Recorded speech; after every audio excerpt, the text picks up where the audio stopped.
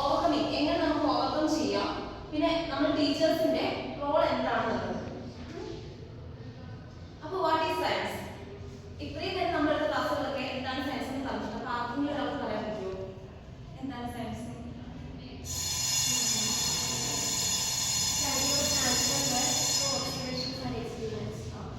അപ്പോൾ എല്ലാവരും ക്ലാസ് പറഞ്ഞു ലാറ്റിൻ വേർഡ് സയൻസ് എന്നാണ് പറഞ്ഞിട്ടുള്ളത്.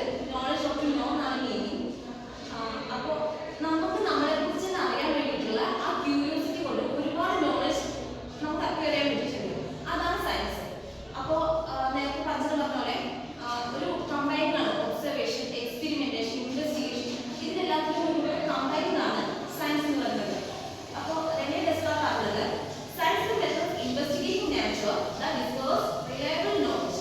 അത് നമ്മൾ ഡിസ്കവർ ചെയ്തിട്ട് നമ്മൾ എന്തെങ്കിലും നോളജ് നമുക്ക് അത്രയും വിശ്വസിക്കാൻ പറ്റുന്ന നോളജ് അക്വയർ ചെയ്യുന്നതാണ് സയൻസ് എന്ന് പറയുന്നത്.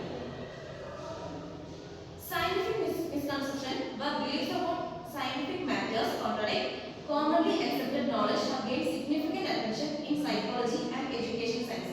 അതായത് ഇപ്പോൾ സയന്റിഫിക് മിസ്കൺസെപ്ഷൻ എന്ന് വെച്ച് കഴിഞ്ഞാൽ നമ്മൾ കുറച്ച് കോമൺലി അക്സെപ്റ്റ് ചെയ്യുന്ന കാര്യങ്ങളുണ്ട്. നമ്മളിപ്പോൾ എക്സാമ്പിൾ പറയുമ്പോൾ നമ്മളിപ്പോൾ കുറേ പേര് വിചാരിച്ചിട്ടുണ്ടാവാം റെസ്പിറേഷൻ ബ്രീതിങ് ഒന്നാണ്, അതിലും കോമൺലി എല്ലാവരും അത് രണ്ടും ഒന്നാണെന്ന് വിചാരിക്കും. പക്ഷേ സയന്റിഫിക് മെത്തേഡ് അത് രണ്ടും ഡിഫറെൻ്റ് ആണ്. അപ്പോൾ ഇത് തമ്മിലുള്ളൊരു വിരുദ്ധം എന്ന് പറയുന്നത് അങ്ങനെ വരുന്നതാണ് ഈ scientific misconception. These misconception affect children and college students. ഇത് ഏറ്റവും കൂടുതൽ അഫക്റ്റ് ചെയ്യുന്നത് കുട്ടികൾ, പഠിക്കുന്ന കുട്ടികളെയാണ് ഏറ്റവും കൂടുതൽ അഫക്റ്റ് ചെയ്യുന്നത്. അപ്പോൾ ഇതിനെ ഒന്ന് ഓവർകം ചെയ്യാൻ വേണ്ടിയിട്ട് ഒരുപാട് റിസർച്ചസ് നടക്കുന്നുണ്ട്. ഇതിന്റെ എക്സാമ്പിൾസ് വെച്ചിട്ട് പിന്നെ എന്താ ഇതിന് എങ്ങനെയാണ് ഇത് അഫക്റ്റ് ചെയ്യുന്നത്, ഇതിന്റെ ഫാക്ടേഴ്സ് അതെല്ലാം വെച്ചിട്ട് ഒരു റിസർച്ച് നടക്കുന്നുണ്ട്. ഇനി science and misconception. Science and misconception എന്ന് പറയുമ്പോൾ അത് രണ്ട് തരം വരുന്നത്. ഒന്ന് പ്രീ കൺസെപ്റ്റ്, പിന്നെ മിസ്കൺസെപ്റ്റ്. അപ്പോൾ പ്രീ കൺസെപ്റ്റ് എന്ന് പറഞ്ഞാൽ എന്താ, നമ്മൾ മുൻവിധി എന്ന് പറയുന്നത് അതാണ്. അപ്പോൾ ഒരു കുട്ടി കാണുന്നത് എന്തെങ്കിലും കണ്ടു, കാണുന്നത് വഴി അവർ ഒരു മെന്റൽ റെപ്രസെന്റേഷൻ ഉണ്ടാക്കിയെടുക്കുക. ഇപ്പൊ നമ്മളൊരു പൂ കണ്ടു, അല്ലെങ്കിൽ ഇപ്പൊ ഞാൻ എടുക്കാൻ നമുക്ക് തന്നെ നിങ്ങൾ ചിലപ്പോൾ ഇങ്ങനെയാണ് എടുക്കുക എന്ന് വിചാരിച്ചു വെച്ചിട്ടുണ്ടാവും. അതാണ് പ്രീ കൺസെപ്റ്റ്. അപ്പൊ അങ്ങനെ ഒരു കുട്ടി നമ്മൾ മെന്റൽ റെപ്രസെന്റ് ചെയ്യുന്നത് അതാണ് ഈ പ്രീ കൺസെപ്റ്റ് എന്ന് പറയുന്നത്. അപ്പൊ അങ്ങനെ ചെയ്യുമ്പോൾ അത് തെറ്റാണെങ്കിൽ ആ കുട്ടീനെ ഫർദർ ലേണിങ്ങിനെ എഫക്ട് ചെയ്യും. എന്നത് ശരിയാണെങ്കിൽ ആ കുട്ടിക്ക് ഒരു ബേസിക് ഐഡിയ ആണ്. അപ്പൊ ആ കുട്ടിക്ക് പിന്നീട് പഠിക്കാൻ ഒരുപാട് ഹെൽപ്പ് ചെയ്യും. അടുത്ത മിസ്കൺസെപ്ഷൻ എന്ന് പറഞ്ഞാല് നമ്മളൊരു ഐഡിയ ഒരു എന്താ പറയുക ഒരു ആക്ച്വൽ നോളജ് കിട്ടി കഴിഞ്ഞിട്ടു നമ്മൾ അതിനെക്കുറിച്ച് എന്താ പറയാ നമുക്കത് ചിലപ്പോൾ ഒരു ഗ്യാപ്പ് ഉണ്ടാവും, അത് ക്ലിയർ ആയിട്ട് മനസ്സിലായിട്ടുണ്ടാവില്ല. അപ്പൊ അങ്ങനെ ഒരു പ്രശ്നം വരുമ്പോൾ നമ്മൾ ആ ഒരു സബ്ജക്റ്റിനെ വെച്ച് നമുക്ക് പ്രോപ്പറായിട്ട് മനസ്സിലാവില്ല. അപ്പൊ അത് വേറെ ഒരാളേക്ക് പറഞ്ഞു കൊടുക്കുമ്പോൾ അവിടെ ഒരു എറർ വരികയാണ്. അപ്പൊ ഇതാണ് മിസ്കൺസെപ്ഷൻ. അത് പക്ഷേ എന്താ പറയാ നമ്മള് ഇപ്പൊ ഒരു ടീച്ചിങ്ങിൽ ആക്ച്വലി കറക്റ്റായിട്ട് പഠിപ്പിച്ചു കൊടുക്കാത്തത് കൊണ്ടായിരിക്കാം, അല്ലെങ്കിൽ ഒരു ചെറിയ കുട്ടീൻ്റെ അടുത്ത് പോയിട്ട് നമ്മൾ 10ാം ക്ലാസ്സിലെ സബ്ജക്റ്റ് പഠിപ്പിച്ചു കൊടുത്തു കഴിഞ്ഞാൽ ആ കുട്ടിക്കൊന്നും മനസ്സിലാവില്ല. അപ്പോൾ എന്താ ലേണറിന്റെ ഏജും ഈ കണ്ടന്റ് നമ്മൾ സ്യൂട്ട് ചെയ്യാത്തതിന്റെ പ്രശ്നങ്ങളും ആയിരിക്കാം. സ്യൂട്ട് ചെയ്യാത്തതിന്റെ പ്രശ്നമായിരിക്കാം. പിന്നെ ലേണിംഗ് പ്രോസസ്സിനുള്ള കുറച്ച് തടസ്സങ്ങളൊക്കെ അതുകൊണ്ടും ആയിരിക്കും ആ കുട്ടിക്ക് അത്ര മനസ്സിലാവാത്തത്.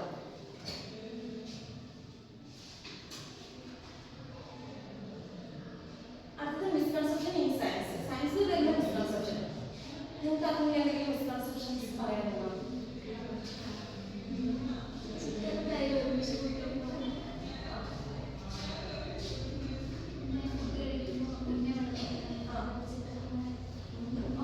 ഫുഡ് കഴിക്കുമ്പോൾ മുന്നേ വെള്ളം കുടിക്കണം എന്ന് പറയുന്നത് അത് ശരിക്കും പറഞ്ഞൊരു സയന്റിഫിക് മാറ്റർ ഉണ്ട്. അതല്ല പറയുന്നത് എന്താ ഫുഡ് നമ്മൾ ഫുഡ് കഴിക്കുമ്പോൾ വെള്ളം കുടിച്ചത് അതിന് സയന്റിഫിക് മാറ്റർ ഉണ്ട്. അപ്പൊ ഈ മിസ്കൺസെപ്ഷൻ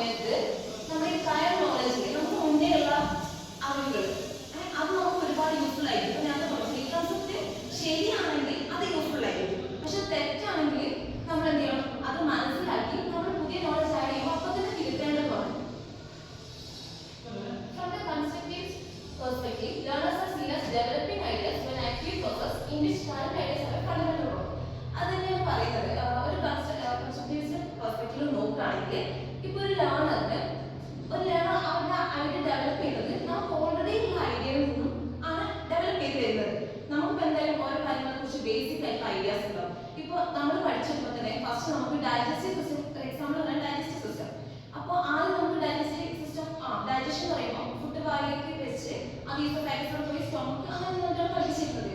പിന്നെ അതിലേക്ക് നമുക്ക് സ്റ്റൊമക്കിന്റെ പാർട്സ്, ഇൻറ്റസ്റ്റൈനിന്റെ പാർട്സ് അങ്ങനെ നമുക്ക് പഠിക്കാനുണ്ടായിരുന്നു. അപ്പൊ നമുക്ക് ആദ്യം ബേസിക് ഐഡിയ ഉണ്ട്, ഇതാണ് സ്റ്റൊമക്ക്, ഇങ്ങനെയാണ് സ്റ്റൊമക്ക്. അപ്പൊ അങ്ങനെ വരുമ്പോൾ നമുക്കത് യൂസ്ഫുൾ ആയിരിക്കും. ഓൾറെഡി ബേസിക് ഐഡിയ ഉണ്ടെങ്കിൽ അത് നമുക്ക് ഫർദർ ലേണിംഗ് ഹെൽപ്ഫുൾ ആയിരിക്കും. പിന്നെ children's misconception, errors or confusions result in learning loss.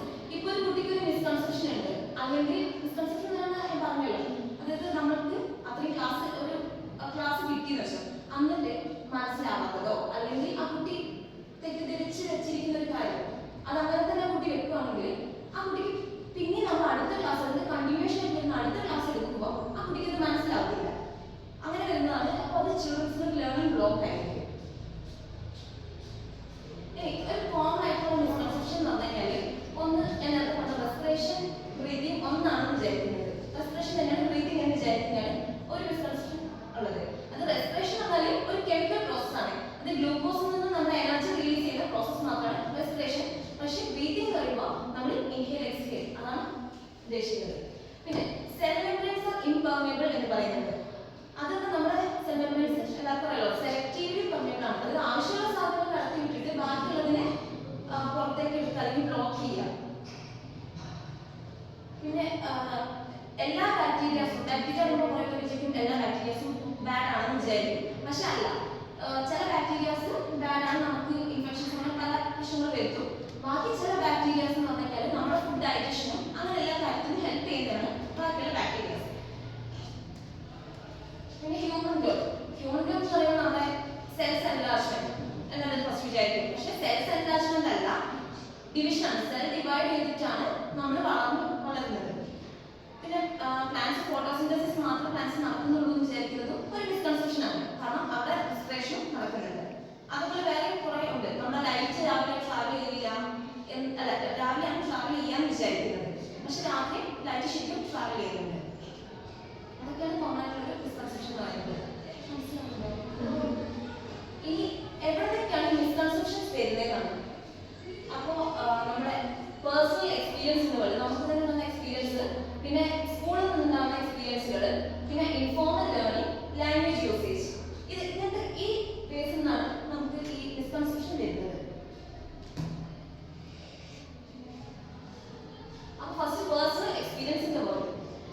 അപ്പോൾ ഈ കുറെ കുട്ടികളോ ആരായാലും നമ്മൾ എന്താണ് നടക്കുന്നത് എന്ന് തെറ്റായിട്ട് നമ്മൾ എടുക്കുന്നത് അതാണ് ഫസ്റ്റ് പേഴ്സണൽ എക്സ്പീരിയൻസ് എന്ന് പറയുന്നത്. അതിപ്പോ നമ്മൾ ക്ലാസ്സിൽ പറഞ്ഞു കൊടുക്കുക, അല്ലെങ്കിൽ കുട്ടികൾ കാണുന്ന ചില ഐഡിയാസ് വെച്ചിട്ട് അവരത് തെറ്റായിട്ട് ധരിക്കുന്നു. ഫോർ എക്സാമ്പിൾ പറയാൻ നമ്മളിപ്പോൾ ചില ക്ലാസ്സിൽ റൈംസ് പഠിക്കുന്നത് അതുപോലെ അതിന് like down in the sky എന്ന് പറയുന്നത്. അപ്പൊ സ്റ്റാറിന്റെ കുട്ടികൾ ഡയമണ്ട് ആയിട്ടാണ് വിചാരിച്ച് ചെയ്തത്, പക്ഷെ സ്റ്റാർ ഡയമണ്ട് അല്ലല്ലോ. അപ്പൊ അത് ആ കുട്ടികളെ മനസ്സിലാക്കി സ്റ്റാർ ഡയമണ്ട് അങ്ങനെ ഒരു കണക്ഷൻ വരുന്നുണ്ട്. അപ്പൊ അതാണ് personal experience in the world എന്ന് പറയുന്നത്. അടുത്തത് എക്സ്പീരിയൻസ് ഇൻ സ്കൂൾ. നമുക്ക് സ്കൂളിൽ നമ്മൾ എന്താ പറയാ, നമ്മൾ അവിടെ എക്സ്പീരിയൻസ് നമ്മുടെ ടെക്സ്റ്റ് ബുക്കിൽ പല ഫിഗേഴ്സും ഡയഗ്രാമും ഒക്കെ കൊടുക്കുന്നുണ്ട്. അപ്പൊ അത് പറഞ്ഞാൽ ഒരു കണ്ടന്റിൽ ഒരു കൺസെപ്റ്റിൽ അത് ഓക്കെയാണ്, പക്ഷെ അത് വേറെ കൺസെപ്റ്റിലേക്ക് എടുക്കുമ്പോൾ അത് ഓക്കെ അല്ല. ഒരു എക്സാമ്പിൾ പറയുകയാണെങ്കിൽ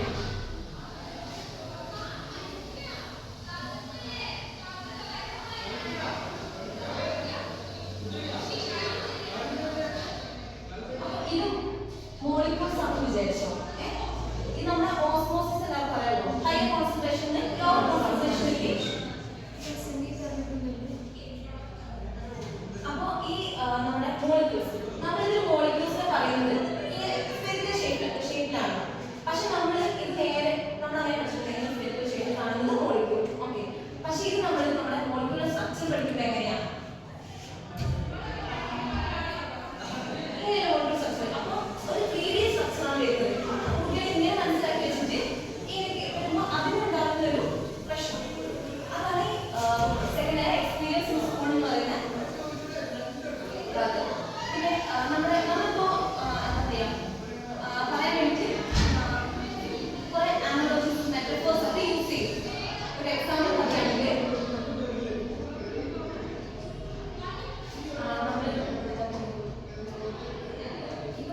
അസൈൻമെന്റ് എന്ന് പറഞ്ഞ പോലെ അല്ലെങ്കിൽ നമ്മൾ പറയില്ലേ ഹ്യൂമൻ കമ്പ്യൂട്ടർ പോലെയാണ് പറയുന്നത്. അപ്പോൾ ഇത് ശരിക്കും മനസ്സിലാക്കാൻ പറ്റുന്ന കുട്ടിക്കാണെങ്കിൽ ഓക്കെ ഹ്യൂമൻ ബ്രെയിൻ കമ്പ്യൂട്ടർ അല്ല എന്നറിയാം. പക്ഷേ നമ്മൾ ടെക്സ്റ്റ് ബുക്കിലേക്ക് കൊടുത്തിട്ടുള്ളത്. അപ്പോൾ അങ്ങനെ അല്ലാത്തൊരു കുട്ടിക്ക് ഹ്യൂമൻ ബ്രെയിൻ കമ്പ്യൂട്ടർ അങ്ങനെ ചിന്തിച്ച് പോകും.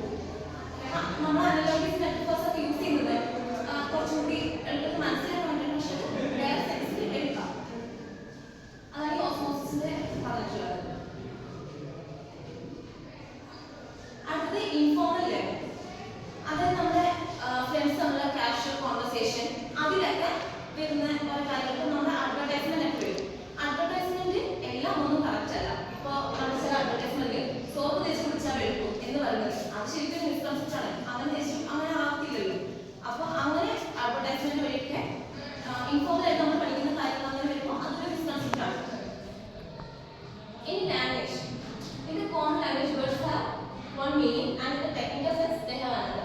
നമ്മളിപ്പോൾ കോമൺ ആയിട്ട് ഇങ്ങനെ പറയുമ്പോൾ ചില വാക്കുകൾ പറയുമ്പോൾ അതിനൊരു മീനിങ്ങും ശരിക്കും ടെക്നിക്കൽ ആയിട്ട് വരുമ്പോൾ സയൻസിലേക്ക് വരുമ്പോൾ അതിന് വേറെ മീനിങ് തന്നെയാണ്. അപ്പോൾ ഈ ഫസ്റ്റത്തെ മീനിങ് കോമൺ ലാംഗ്വേജിൽ നമ്മൾ യൂസ് ചെയ്യുന്ന ആ ലാംഗ്വേജ് തന്നെ എടുക്കുന്ന കുട്ടികൾക്ക് അത് ടെക്നിക്കൽ സെൻസിലേക്ക് വരുമ്പോൾ അത് അവർക്ക് മനസ്സിലാക്കിയെടുക്കാൻ ബുദ്ധിമുട്ടായിരിക്കും. ഇപ്പോൾ നമ്മുടെ ഇലാസ്റ്റിസിറ്റി എന്ന് പറയുന്നത്. അപ്പോൾ ഇലാസ്റ്റിസിറ്റി എന്ന് പറഞ്ഞു കഴിഞ്ഞാൽ കോമൺ ആയിട്ടുള്ള ഒരു സ്ട്രെച്ചബിൾ ആയിട്ടുള്ള കാര്യം ഇലാസ്റ്റിക്. നമ്മുടെ റബ്ബർ ബാൻഡ് പോലെ സ്ട്രെച്ച് ചെയ്യാൻ പറ്റുന്ന കാര്യം ഇലാസ്റ്റിക് എന്ന് വിചാരിക്കും. പക്ഷേ അതല്ല, നമുക്ക് എത്രയും പെട്ടെന്ന് റീകോൾ ചെയ്യാൻ പറ്റുന്ന കാര്യങ്ങൾ ഏറ്റവും കൂടുതൽ ഗ്രേറ്റർ റീകോൾ ഉള്ളതാണ് ഗ്രേറ്റ് ഇലാസ്റ്റിക് എന്ന് പറയുന്നത്.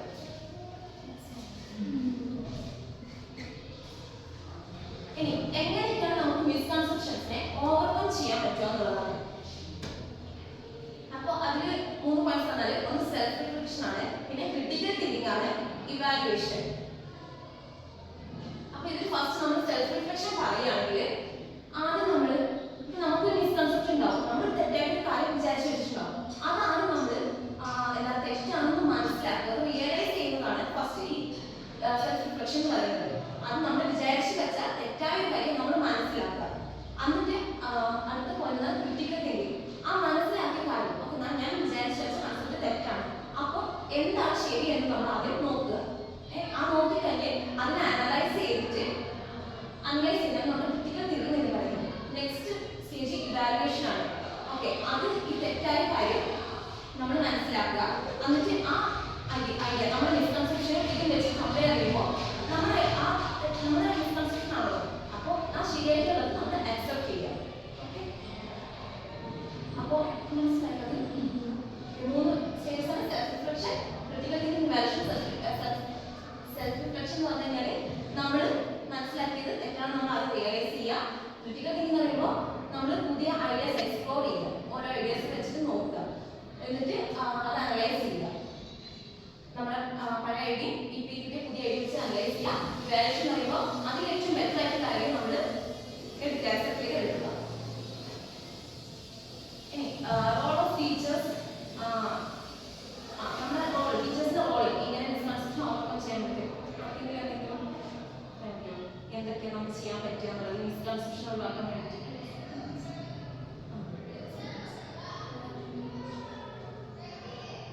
നമുക്ക് ഉറപ്പുള്ള കാര്യങ്ങൾ മാത്രം കുട്ടികളോട് ഷെയർ ചെയ്യാം. അപ്പോൾ ആദ്യം നമ്മൾ ഈ കോമൺ ആയിട്ടുള്ള മിസ്കൺസെപ്ഷൻ എന്താണെന്ന് മനസ്സിലാക്കിയിട്ട് അവർക്ക് എന്തൊരു ഓപ്പർച്യൂണിറ്റി കൊടുക്കുക അത് കറക്റ്റ് ചെയ്യാൻ വേണ്ടിയിട്ട്. അവർക്ക് അത് കൃത്യമായിട്ട് നമ്മൾ നിങ്ങൾ പറഞ്ഞ തെറ്റാണെന്ന് പറഞ്ഞു കഴിഞ്ഞാൽ അവർക്കൊരു പക്ഷെ അത് അക്സെപ്റ്റ് ചെയ്യാൻ പറ്റത്തില്ല. പക്ഷെ അത് എന്താണെന്ന് മനസ്സിലാക്കി അവരോട് തന്നെ നോക്കാൻ പറഞ്ഞാൽ അവർക്ക് നമ്മൾ പറഞ്ഞു കൊടുത്ത് മനസ്സിലാക്കി കൊടുക്കുക. അതാണ്. പിന്നെ encourage students to use their own ideas to improve understanding. അവരുടെ ഐഡിയ വെച്ചിട്ട് അവരുടെ നോക്കി കണ്ടുപിടിച്ച് മനസ്സിലാക്കി എടുക്കാൻ പറയുക. പിന്നെ നമ്മുടെ real life examples, real life experience അതെല്ലാം വെച്ചിട്ട് അവർക്ക് കൃത്യമായിട്ട് ഒരു കൺസെപ്റ്റ് പറഞ്ഞു കൊടുക്കുക.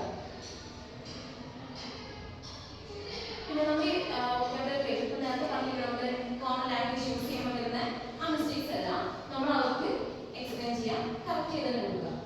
പിന്നെ വീണ്ടും നമ്മുടെ റിയൽ ലൈഫ് ആപ്ലിക്കേഷൻ, നമ്മുടെ റിയൽ ലൈഫിൽ അപ്ലൈ ചെയ്യാൻ പറ്റുന്ന കാര്യങ്ങൾ വെച്ച് നമുക്ക് ഡെമോൺസ്ട്രേറ്റ് ചെയ്യാൻ കഴിയും. ഇപ്പം നമ്മൾ ഓരോന്ന് ഇപ്പോൾ പറഞ്ഞ പോലെ എക്സ്പെരിമെന്റ് വെച്ചിട്ട് ചെയ്യാൻ പറ്റും. പിന്നെ കുട്ടികൾക്ക് ഇപ്പോൾ ഒരു കാര്യം തെറ്റാണെങ്കിൽ ഒരു ടോപ്പിക്